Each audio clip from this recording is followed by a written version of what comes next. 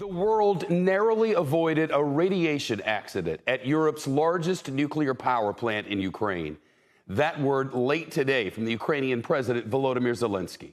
Ukrainian officials said the power plant was briefly disconnected from the nation's power grid. That's the first time it's happened in its 40-year history.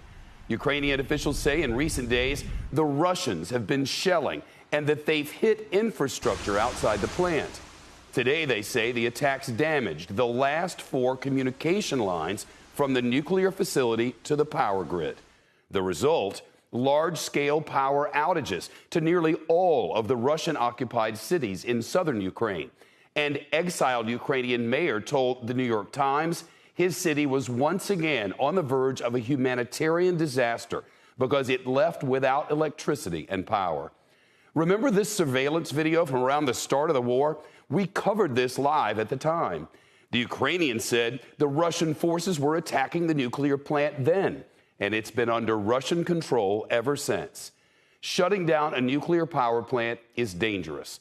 Nuclear experts say workers would have to rely on backup power generators to continue cooling the reactors.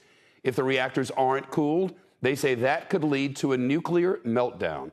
In his evening address a short time ago, President Zelenskyy said that Russia has put Ukraine and all Europeans in a situation one step from a radiation disaster. Now he's urging the United Nations nuclear watchdog and other world bodies to act immediately before it's too late. NBC's Josh Letterman now live in Kyiv. Josh, when do we expect the inspectors to be able to get into that nuclear plant? Possibly within days, Shep. The UN's International Atomic Energy Agency has been working for weeks now to negotiate access to the site for its inspectors to go and try and stabilize the situation. But there is a major hang-up. Ukraine is insisting that those nuclear experts travel through Ukraine to get to Zaporizhzhia, but the Russians are insisting they travel through Russian-occupied territory. And Ukraine is also insisting that no Russian nuclear experts should be part of that IAEA mission.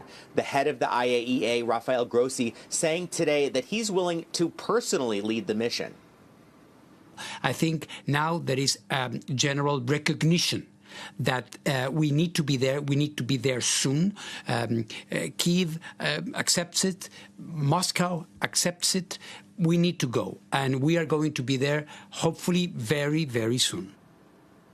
Russia took over the power plant in early March near the start of the war and has been occupying it ever since, although Ukrainian nuclear workers are still running the plant, some of them reporting being tortured by the Russians. And in the meantime, there have been ongoing concerns about military vehicles that the head of Ukraine's state-run nuclear energy company tells me Russia has placed inside the turbine halls of 2 of those nuclear reactors, blocking access to fire brigades. There's also been near daily shelling at or near the Zaporizhzhia nuclear power plant, raising fears about a nuclear disaster that could send radiation spreading deep into Europe.